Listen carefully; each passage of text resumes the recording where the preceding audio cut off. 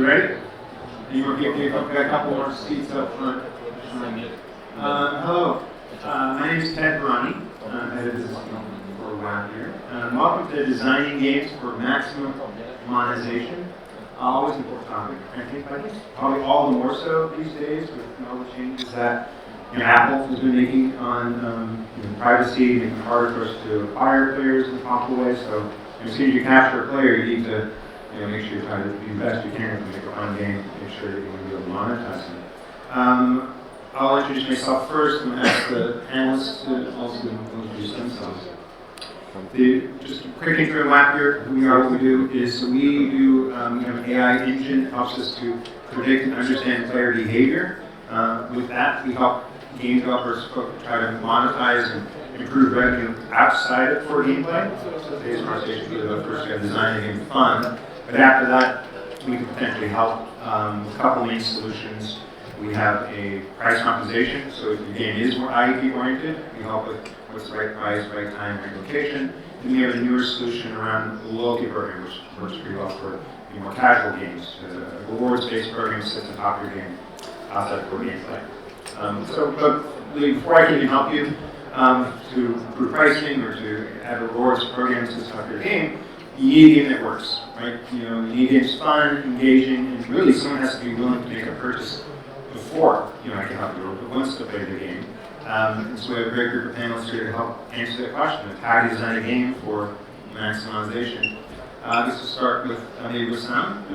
Come in, just introduce yourself, a little bit about your company, and then maybe we'll warm the audience up with maybe a game that particularly impressed you in terms of its monetization. Yeah, sure. Thank you, Ted. So obviously I work for Mixpanel. I'm the sales manager. I look after the EMEA region, including Turkey. So our company is focused on helping other companies growing their product through analytics and giving insight on how the users are using their platforms, because we know the user experience is the most sensitive and most important element at the moment when it comes to digital channels, specifically in-app experience. And part of obviously growing the product and growing the business is the monetization, because it's going to be one of the key pieces for those companies.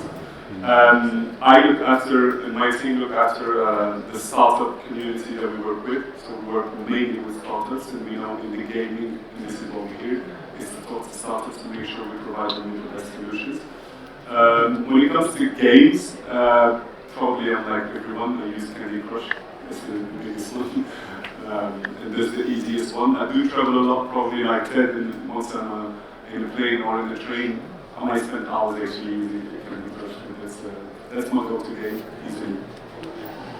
I'm Özberk. Hey everyone. Nice to meet you all. I'm co-founder of Özdemir. We are developing and publishing tabletop games. If you're a Turkish person, you probably heard us. We have an app called Batak Club. It's one of the biggest card games in Turkey. And we also some other card and board games. That's what we do. We are developing and publishing tabletop games.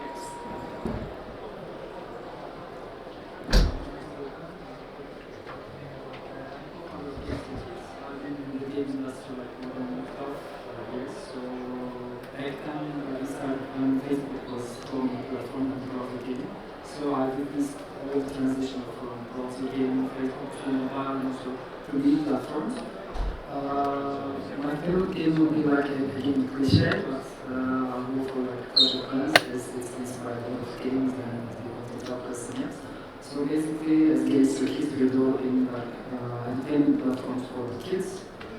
I had the experience to work in different casual games, mid-core games, and core games, so I have a wide range of perspective in terms of monetization. Very nice for the application. Alright, let's start with you, Volkan. We're coming at designing games. Tell us a little about your process from concept, where you're first sort of thinking about the game, beginning concept towards developing that game. Will be mostly on the retention from a concept to maybe alpha test. Of course, we'll be thinking about monetization at the beginning and plan for the features. But the initial focus will be on retention more and the gameplay focus. So if we can handle the retention and hit the targets, so then we will be focusing on more on the monetization side because with gameplay and retention is the most important element. Maybe feel for our team close with up, we don't put high emphasis on the monetization at first. So we try to first focus on the game design and also retention mechanics. If we hit the mechanics, targets, so then we focus on the monetization part, especially. Retention, everyone. Any specific targets in retention, KPIs you think about aiming for? It changes from game to game, but ideally we'll be targeting for over 40% day 1 and 20% for day 7. So that we like it classic. Ozzy, different type of games, but so with the tabletop games, how do you think about? You're taking something that exists in the physical world and you're translating it to a mobile phone. Yeah. After ATT, the market is really getting hard to compete. So the first thing that we're looking for is LTV, as you all know. So we are sleeping with retention profiles, waking up with RTO, because the equation is like that. First of all, you need to find the right audience. Okay? You need to acquire some users. Then you have to keep them in your app, and then you need to give some reasons to them play your game time to time. If your retention profile is good enough, then you can worry about RTO. I mean, it's all, you all know that ARR funnel, acquisition, retention, and monetization, and the flows like that. Are you operating any tips or to-dos or don'ts when you think about designing game retention? Maybe? Yeah. The first thing that you need to find the right audience. The second thing is you need to find your true retention profile. It's changeable game to game, and you just need to look at your benchmarks. So the market is for everyone, and you're competing with other studios, other games. So you need to follow your competitors, and then you will have to apply some social mechanics for more interaction, and also provide some motivation for monetization. And you need to find spenders, preferably best and good spenders, and then you need to monetize as soon as possible. Speed is the most important factor. You need to start monetize your app from day 1, and then you need to give some reasons for the users to keep playing your game. You need to. These are do's. Don'ts. You shouldn't think on behalf of the users. Okay, sometimes we are making decisions with our perceptions, with our user behavior. You shouldn't do that. You shouldn't capture. You shouldn't let your user behavior capture your decision making. Right. Okay. Is there anything you want to add to that? Probably one on the do's, which is use Wissam. No commercials, come on. No, but really, I think Özberk and Volkan mentioned it all. So our product as a product analytics platform is based around our clients' use cases. So basically, we consider that our future is our clients' future. So to understand which are the users, what are their kind of profiles, why they leave in, we need to understand first what is the kind of volume and how they're behaving within the platform. Yeah, a little why on that. Why? So, because you might, your perspective, working on a lot of different developers. So why do players convert into payers? There's many reasons. I think if the platform is nice, people want to convert, want to stay. Because I think the adoption rate with every platform or digital channel is really important because people want to use something that is nice, basically, before everything. something simple, especially if we are in a like casual or hyper-casual type of environment, I would say. So that's probably one of the most fundamentals. And one element that Özberk mentioned, which is like not growing a product or a business based on assumptions, but based on facts, which is the data that is collected from the users. The user experience. Yeah.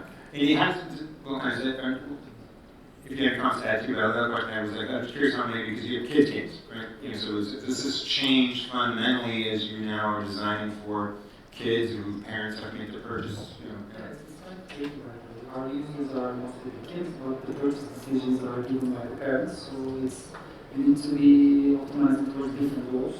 You need to have like different creative strategies to targeting kids. Creative content will be different, but if you're targeting the parents, the creative content and also the marketing channel will be different. But one addition to the previous question, it's all about like kind of iterative process, designing the game for maximum monetization. And we need to make a lot of user interviews. For us, we're making like interviews with the kids, with the parents. We're trying to understand how they are playing, what are the obstacles, what they want to see, and we're using like Gametester mostly, and they're super fast, and they're giving you a lot of insights with like kind of video interviews. So it's all designed about like all the kind of iterations. So in terms of like monetization, we're focusing on the subscription monetization. It's kind of different from free to play. It gives you some advantages also, which as we also mentioned, ADT and also new advertising systems. The signal, pace of signals, monetization signals is very important, and with subscriptions, you get payment signals very early, mostly in the first session, which is crucial for like advertising optimizations, and also subscriptions give you like reliable and also durable revenue over the time, which is also important for the developers. The cons will be you don't have like that like free to play. In free to play, you're having like monetization options from like $1 to thousands of dollars. For subscriptions, you're stuck with like different price products, like for monthly products and yearly. But at least we get signals very fast, and also it gives you like steady revenue flow all the time. Anything to add? Any research you use already? Genre, tabletop, you know, different. I mean, generally the concepts are the same, you know, and the motivation is enthusiasm, maybe passion. Some users are looking for premium experience, and some users are trying to see progress, and some of them are seeing value. And you need to show the value of your virtual use.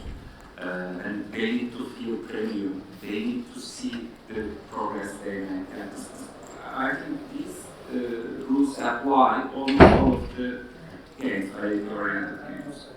Yeah. It's related with the parties like player archetypes, right? There are 4 archetypes, and according to those player preferences, the conversion motivation changes. For example, for killers and achievers, those guys are looking for like getting more competitive and getting more powerful. So you need to think about that, getting more kind of competitive elements in terms of those guys' monetization. And for socializers and also explorers, you need to have like kind of more aesthetic features or like more exploration features. So the motivations are also changing depending on players, game types and preferences, but I think the game archetypes is kind of like an easy solution. And where do you, you're designing a game, you talk about focusing, games, where do you start thinking about the game economy? At what point? Well, it's super important for monetization because, okay, you can have like great retention but low monetization. The retention is the first step for the monetization. But if you don't have like a good game economy, like balanced game economy, then you're like in a bad situation. I think the most common and also local example would be like the handball. And I think everybody knows the handball game. So with the handball 1 and 2, there was no big difference in terms of the gameplay, but the real difference was on the economy design. It created a huge success for handball 2, and they've been acquired by Medical. So we'll be looking for game economy balance after the probably another stage. But we will first think about, of course, the scenes and also other things about the economy, but the real high focus will be after the alpha, once you're sure about the retention targets and everything. Cool. Switching, so you with Wissam starting to do this time is like a couple of years ago, it was all about the battle pass, right? What monetization trends are you seeing from your perspective are kind of maybe newer or interesting? I think we all agree that the NFT and the metaverse side of it is the most, let's say, relevant at this time. One element that I wanted also to add to what Volkan mentioned is we think as a company, as a product, that the monetization strategy should start from day one when we have an app.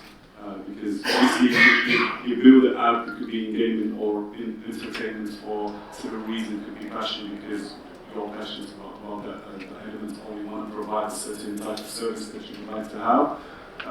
We also need to find a balance with how to attract and keep users from day one, not think about it when the volume is really high and you already depend on what the user wants to do.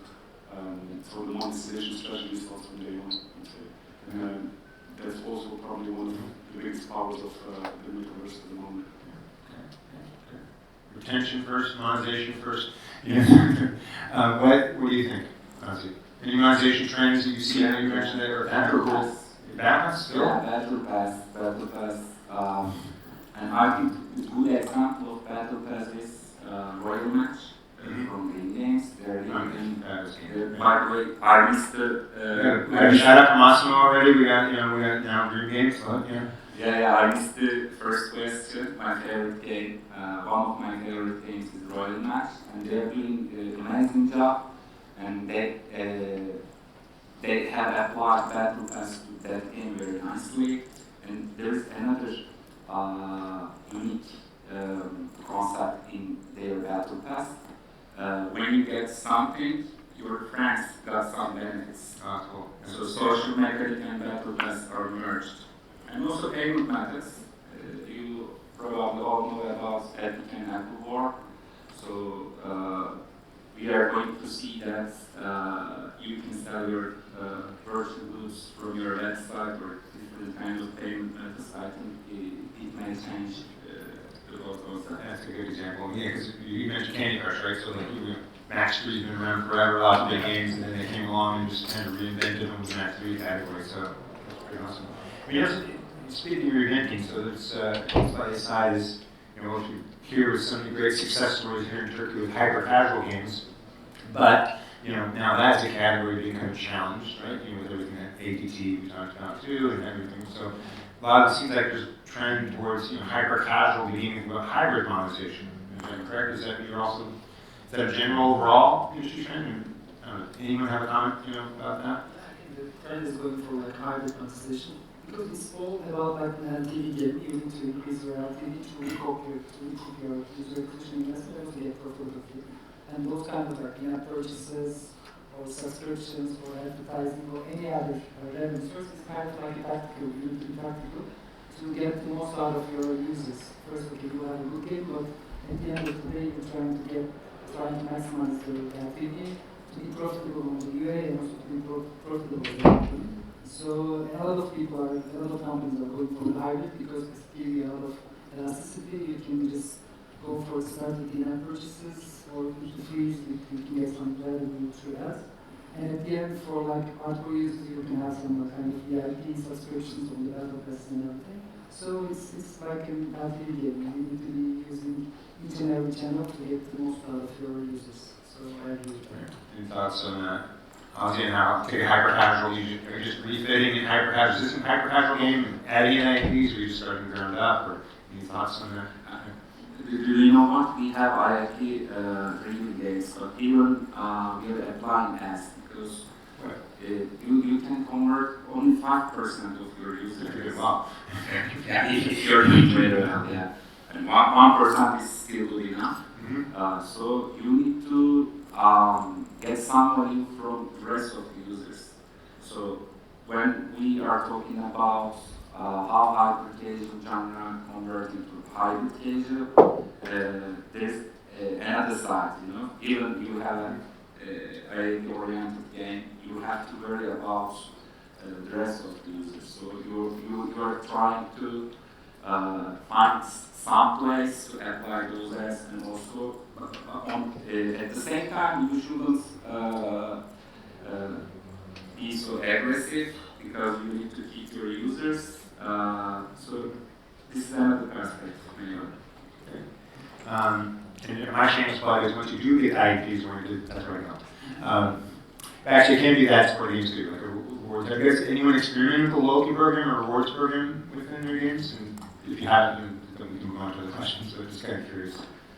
No, we are planning to apply, but we know that it may be very useful and it's really good for monetization, also engagement. Well, I think this is really good when you do a hybrid, right? If you have a mix of ads and IAPs, then a loyalty program can be just, the idea is pretty simple, right? In a coffee shop, everyone has to do time travel. 1970s travel industry kind of created it.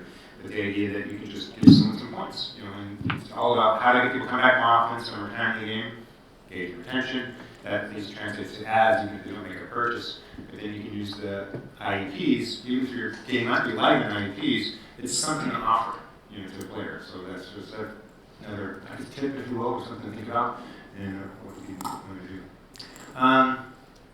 6 minutes left. I have more questions, but I want to take a pause. Should we have a big full house here, and there might be some other questions that we haven't covered that you're just burning to ask. Well, I got hands. If you can shout it out, please. I have a question for Özberk. I'm curious about that. How you can manage the monetization on your board games? Because you couldn't make any updates on your board games, I guess. Like a table board games. Only digital? I don't Joker make any table board games like a hard copy. We have Batak, one Jacks, yes. Okay, the gameplay may be the same, but we have a lot of contests. Actually, we are updating our games weekly, sometimes daily, because you need to offer something unique, and you need to build. By the way, in terms of monetization, you have to offer time. You have to give the users the opportunity to purchase something limited time, in a limited time. We have bundles, we have live ops, we have tournaments, so you need to give some reasons to keep playing. If you just deliver game table and game mechanics, you can't monetize it. There are tons of Batak, OK, Space, General, there are tons of card games, board games, but when you look at them, if you just keep your app with your game table and core game mechanics, you can't monetize it. Thank you very much. Sorry for me, because I guess you make any board games like a Monopoly or something like that, and I'm curious about that, how you manage to monetize on that. Not yet. Thank you very much. So, how about predictions? Let's talk about predictions. You can already make a prediction on NFTs or sort of trending category. Volkan, any predictions you have for the future of monetization? Hybrid, so yeah, hybrid makes sense. So we also, like Wissam mentioned, like Web3 gaming is on rise, like play to earn or play to earn, whatever you want to call. It will be one of the biggest trends also, and I think I'm also opportunistic about the Web3 games anyway. I'm not kind of bullish, but I can see that for some companies and from some kind of players, it can create a difference for them. I don't think that it's fit for every company and every game. But yeah, NFT, Web3 gaming, and the hybrid monetization will be the key trends in the upcoming months. Any thoughts on play to earn? Blockchain NFTs? That's when we stick about hitting them. I basically agree with Volkan. The concepts are coming. NFT, and blockchain gaming. The question is how and when. And there are tons of questions to be answered. But there is one thing for sure: monetization will be harder. Oh. Because the competition is really high right now. And more competition in free to play. I mean, look at apps or catalog free to play.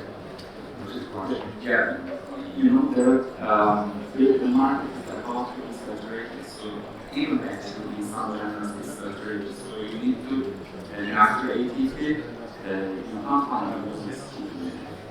So that's why you need to offer a lot of things. But on the other hand, table maps can change a little bit. Maybe in that term, monetization can be easier. If the competition is going harder, then it's hard to make. Add anything to it? I think what Özberk and Volkan said is perfect. I think one element to add is how the betting industry integrates with the gaming industry. Is going to be The betting? Yes, it's going to be really interesting for the monetization. I think you know the gaming industry has always been big, but now it's getting bigger and bigger. We see some sort of betting gamification in some markets like esports. We have broadcasters controlling the betting for the games that are managed between players. That's probably a very complicated sentence, but I think it's going to be a key element in the next few months. Yeah, regulatory huge issue. Also, Very big. 1 minute left. Is there any opportunity else, maybe any other questions that we need to cover? Sorry? Can I ask a question? Yes, you can. Shout it out, please. Or your microphone coming. Your microphone coming. According to experience, of course, I want to make you a sort best worst via purchase subscription or ads. Best worst, can you sort of?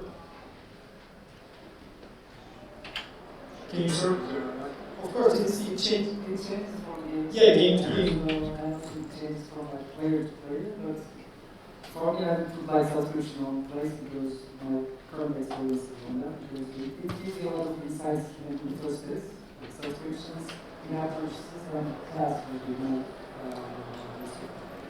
Why is the ads worse?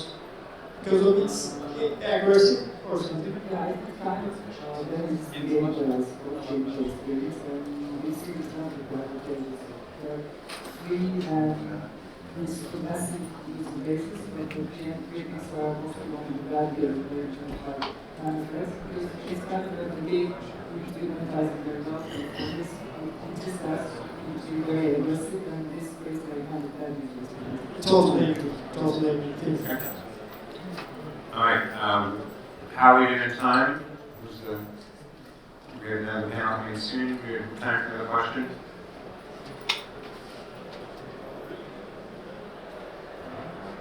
I think we did exactly in time. Thank you very much.